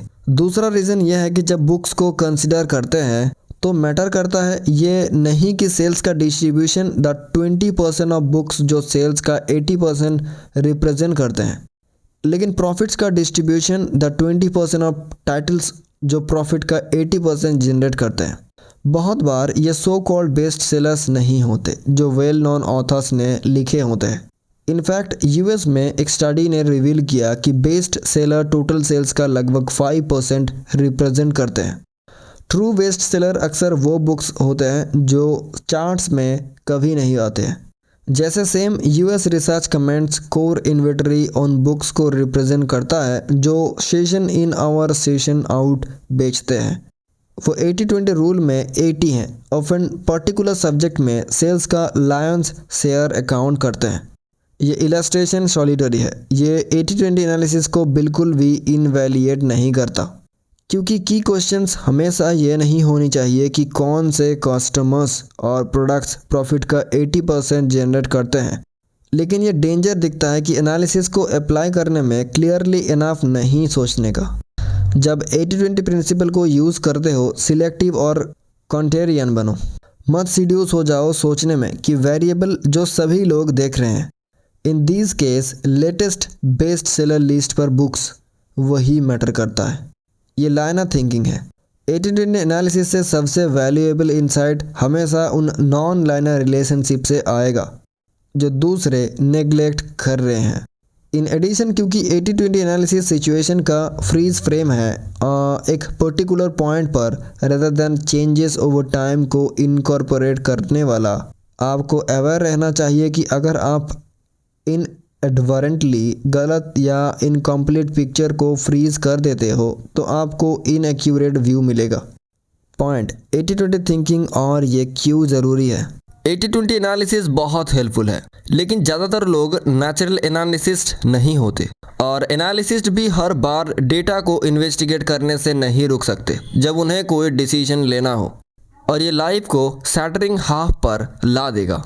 सबसे इम्पोर्टेंट डिसीजंस कभी भी एनालिसिस से नहीं बनते हैं और कभी भी नहीं बनेंगे, चाहे हमारे कंप्यूटर्स कितने भी क्लेवर हो जाए। इसीलिए अगर हम चाहते हैं कि 80-20 प्रिंसिपल हमारे डेली लाइफ में एक गाइड हो तो हमें 80-20 एनालिसिस से कम एनालिटिकल और ज़्यादा इंस्टेंटली अवेलेबल चीज़ की ज़रूरत है। हमें 80-20 थिंकिंग की ज़रूरत है। 80-20 थिंकिंग मेरा फ्रेज़ है कि 80-20 प्रिंसिपल को डेली लाइफ में अप्लाई करने के लिए, प्रिंसिपल के नॉन क्वांटिटिव एप्लीकेशंस के लिए 80-20 एनालिसिस के साथ हम इनपुट्स और आउटपुट्स के बीच एक पॉसिबल इम्बैलेंस के बारे में एक हाइपोथेसिस से शुरू करते हैं, लेकिन डेटा को कलेक्ट और एनालिसिस करने की बजाय हम उन्हें एस्टिमेट करते हैं। 80-20 थिंकिंग रिक्वायर करता है और प्रैक्टिस के साथ इनाबल करता है हमें उन फ्यू रियली इंपॉर्टेंट थिंग्स को स्पॉट करने में जो हो रहा है और उन मैस ऑफ अनइम्पॉर्टेंट थिंग्स को इग्नोर करने में। ये हमें सिखाता है कि ट्रीज के लिए वुड को देखें। 80-20 थिंकिंग बहुत वैल्यूएबल है कि वो कॉजेस से कन्फाइंड हो जहां डेटा और एनालिसिस परफेक्ट हो। हर आउंस ऑफ इनसाइट जो क्वांटिटेटिवली जनरेट होती है उससे कई पाउंड्स ऑफ इनसाइट इनिशिएटिवली और एम्पिरिसिस्टिकली आना चाहिए। इसीलिए 80-20 थिंकिंग जो डेटा से हेल्प्ड है उसे कंस्ट्रेंट नहीं होना चाहिए। 80-20 थिंकिंग में एंगेज करने के लिए हमें कॉन्स्टेंटली अपने आप से पूछना चाहिए कौन सा 20% है जो 80% को लीड कर रहा है। हमें कभी भी एज्यूम नहीं करना चाहिए कि हमें ऑटोमेटिकली आंसर पता है, लेकिन कुछ टाइम लेना चाहिए उसके बारे में क्रिएटिवली सोचने के लिए। कौन सा वाइटल फ्यू इनपुट्स या कॉजेस हैं ट्रिवियल मेनी के ऑपोजिट में। कहाँ है वो हंटिंग मेलोडी जो बैकग्राउंड नॉइज से ड्रोन हो रहा है। 80-20 थिंकिंग फिर 80-20 एनालिसिस के रिजल्ट्स के जैसा ही यूज़ किया जाता है बिहेवियर को चेंज करने के लिए और नॉर्मली मोस्ट इम्पॉर्टेंट 20% पर कंसंट्रेट करने के लिए। आप जानते हो कि 80-20 थिंकिंग काम कर रहा है जब वो इफेक्टिवनेस को मल्टीप्लाई करता है। 80-20 थिंकिंग से रिजल्टिंग एक्शंस हमें मच मोर से मच लेस देता है। जब हम 80-20 प्रिंसिपल को यूज़ करते हैं तो हम नहीं एज्यूम करते कि उसके रिजल्ट्स अच्छे हैं या बुरे हैं, या जो पावरफुल फोर्सेस हम ऑब्जर्व करते हैं वो ज़रूरी अच्छे हैं। हम डिसाइड करते हैं कि वो अच्छे हैं और या तो माइनॉरिटी ऑफ पावरफुल फोर्सेस को राइट डायरेक्शन में फर्दर शोप देते हैं या फिर उसके ऑपरेशन को फ्रस्ट्रेट करने का तरीका निकालते हैं। पॉइंट 80-20 प्रिंसिपल कन्वेंशनल विजडम को अपसाइड डाउन करता है। 80-20 प्रिंसिपल का एप्लीकेशन ये इम्प्लाई करता है कि हमें ये करना चाहिए। नंबर 1, एवरेज एफर्ट्स को बढ़ाने के बजाय एक्सेप्शनल प्रोडक्टिविटी को सेलिब्रेट करें। 2, फुल कोर्स चलाने के बजाय शॉर्टकट ढूंढे। 3, अपनी ज़िंदगी पर लीस्ट पॉसिबल एफर्ट से कंट्रोल एक्सरसाइज करें। नंबर 4, एग्जॉस्टिव नहीं सिलेक्टिव हो। 5th, बहुत सारी चीज़ों में गुड परफॉर्मेंस के बजाय फ्यू थिंग्स में एक्सेलेंट के लिए स्ट्राइव करें। 6th, अपने डेली लाइफ में जितना हो सके डेलीगेट या आउटकोर्स करें और टैक्स सिस्टम के लिए इसके लिए इनकरेज्ड हो ना कि पैनलाइज्ड। गार्डनर्स, कार मैकेनिक्स, डॉक्टर्स और दूसरे स्पेशलिस्ट को मैक्सिमम यूज़ करें इंस्टेड ऑफ काम खुद करें। 7th, अपने कैरियर्स और एम्प्लॉयज़ को एक्स्ट्रा ऑर्डिनरी केयर से चूज़ करें और अगर पॉसिबल हो तो दूसरों को एम्प्लॉय करें ना कि खुद एम्प्लॉयड हो। 8th, सिर्फ वही काम करें जिसमें हम बेस्ट है और इंजॉय करते रहे। 9th, normal texture of life के नीचे देखें और आयरॉनीज और ऑडिटीज अनकवर करें। 10th, हर इंपॉर्टेंट स्पेयर में वर्कआउट करें कि 20% एफर्ट से 80% रिटर्न्स कैसे मिल सकते हैं। 11th, come down, work less और टारगेट करें limited number of very valuable goals जहां 80-20 प्रिंसिपल हमारे लिए काम करेगा ना कि हर अवेलेबल अपॉर्चुनिटी परस्यू करें। 12th, अपनी ज़िंदगी में उन फ्यू लकी स्ट्रीक्स का मोस्ट बनाएं जहां हम अपने क्रिएटिव पीक पर होते हैं और स्टार सक्सेस गारंटी करने के लिए लाइन अप हो जाते हैं। पॉइंट 80-20 प्रिंसिपल के कोई बाउंड्रीज नहीं है। कोई भी स्पेयर ऑफ एक्टिविटी 80-20 प्रिंसिपल के इन्फ्लुएंस से इम्यून नहीं है। जैसे 6 वाइज ब्लाइंड इंडियन मैन जो एलिफेंट का शेप डिशान करने की कोशिश करते थे, 80-20 प्रिंसिपल के ज़्यादातर यूजर्स उसके स्कोप और पावर का सिर्फ फ्रैक्शन जानते हैं। 80-20 थिंकर बनाने के लिए एक्टिव पार्टिसिपेशन और क्रिएटिविटी की ज़रूरत है आपकी तरफ से। अगर आप 80-20 थिंकिंग से बेनिफिट लेना चाहते हैं तो आपको करना ही पड़ेगा। अभी एक अच्छा टाइम है स्टार्ट करने का। अगर आप अपने ऑर्गेनाइजेशंस के लिए एप्लीकेशन से शुरू करना चाहते हैं तो सीधे पार्ट 2 पर जाइए जो 80-20 प्रिंसिपल की इम्पॉर्टेंट बिजनेस एप्लीकेशंस को डॉक्यूमेंट करता है। अगर आप ज़्यादातर इमीडिएटली इंटरेस्टेड हैं प्रिंसिपल को यूज़ करने में अपनी लाइफ में मेजर इम्प्रूवमेंट्स लाने के लिए तो पार्ट 3 को आप पढ़ सकते हैं। एक नोबल अटेम्प्ट है 80-20 प्रिंसिपल को हमारी डेली लाइफ के फैब्रिक से रिलेट करने का। मैं मानता हूँ कि ऑडियो बुक थोड़ा डिफिकल्ट है लेकिन आप ध्यान से सुनेंगे तो समझ पाएंगे। तो ये रहा कंप्लीट पार्ट 1 और आगे हम जानेंगे पार्ट 2 के बारे में किसी और वीडियो में। और ये मेरा वादा है कि अगले पार्ट में मैं इसे और आसान बनाने की कोशिश करूँगा। तो आपसे मिलते हैं अगले पार्ट पे यानी पार्ट 2 में।